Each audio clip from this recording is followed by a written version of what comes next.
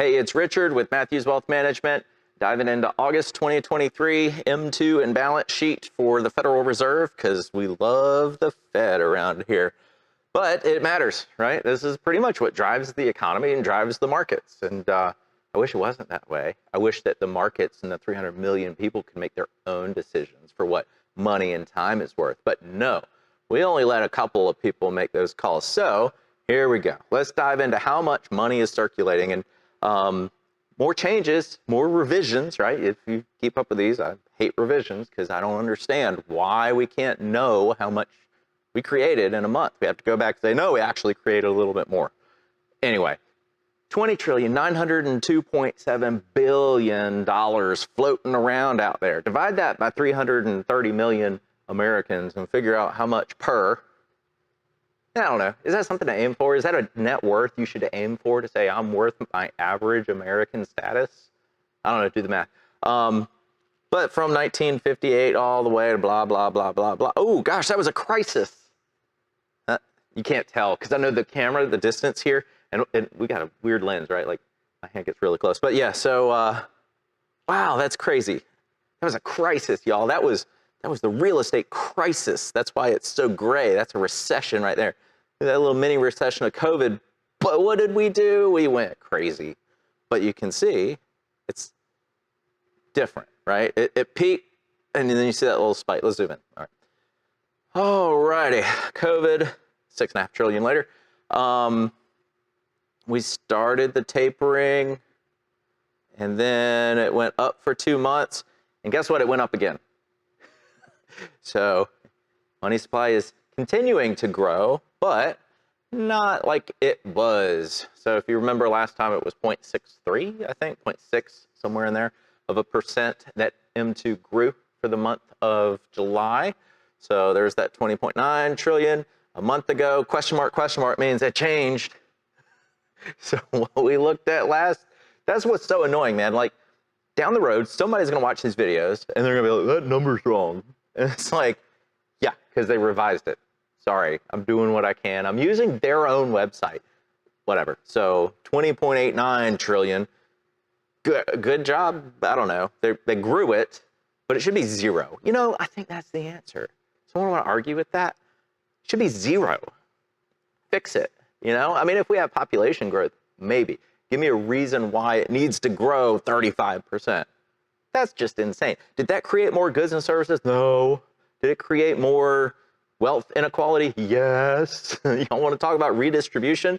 This is how it happens. These are the people doing it, saying we're going to solve inequality and equity and all this garbage. No, you're not. You're creating it, but whatever. Man, I can rant. I try not to, but I also enjoy it. And I think some of y'all enjoy it, but whatever. It is what it is. Year to date, we're down 1.5% because they were doing a good job and now they're not. Since June, July, August now, they've 3 consecutive months of M2 growth, albeit not much. Kind of put that on pause because June and July was when we suspended the debt ceiling and they said, infrastructure, AKA Green New Deal. Spin, spin, spin. That's going to solve the world. All right, John Maynard. 1 year ago, 3.7. Okay, cool. But we got a long way to go. Y'all want those 2019 prices back, right? That's that. We got a long way to go to get back.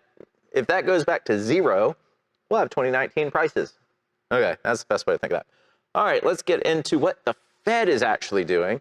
Because the Fed, they create and control supply of money, but they're not fully in charge of that, right? If you've watched this, you know what I'm getting at. So Fed balance sheet, they're sitting here holding money and stuff. Why? I don't know. But they do, because they solve crises, right? This is that same little nothing that we saw in M2 money supply. They just bought a bunch of stuff, held it. Mortgages still can't work on their own because the economy is not that great, but we're going to act like it is by printing all this extra money. And then blip. Oh, we need a COVID. There's the COVID. So now all of this, the money that was created was by stimulus, right? You got stimulus, you got unemployment, you got all this crap that the government decided to solve a virus with. Oh, you remember that South Park episode where the way to cure a virus is to inject money? They are genius, right? South Park writers, they're genius. So anyway, downward trend, cool, until the BTFP, right? We got all the banks going under because they don't understand interest rate risk. The Fed didn't see a systematic risk because whatever, bunch of morons. So, all right, this was BTFP, right? And granted, it's coming down, although that facility is being used as much as it ever has right now, and they're still selling off the bonds. Very, very interesting. So if you were to do the math, that's the net number, right? If you were to see what the actual sales are, they're selling while buying to create that net number. So maybe the financial system's not as safe as you think it is. I don't know if that's going to come to fruition, but man, that makes me question some bank holdings right now. Anyway, let's look at the numbers. Cool, good job. Okay, Jay Powell, as much as I despise the fact that your job exists, at least you're doing it. Net. It's the buying part. Anyway, 1 month ago, that's 1.3% of all bonds on the balance sheet that you sold. So that's kind of on pace for 15% a year. I mean, it's a lot of years to get back to where we were, but hey, good. I mean, we're there. We're on track, right? Like that's probably in the 13 range, but good. That's what we want to see. All right, so we're at 8.1 trillion on the balance sheet, which should be zero. But we're trying to get back to 4 trillion, which should be zero, just so that we can get back to 2019 prices and who funds what and why and who has control on financing, because it's not about who's creditworthy. It's not about whose company is doing the best value for a consumer. It's about who gets the money first. Yeah, central banks. Go look up where that comes from. Central banks. That's what we got. So I don't know. You get the math, right? They're doing a good job with this, though. So when you start to compare everything, they sold off $106 billion of assets and destroyed those dollars. That's why we want them to sell their balance sheet.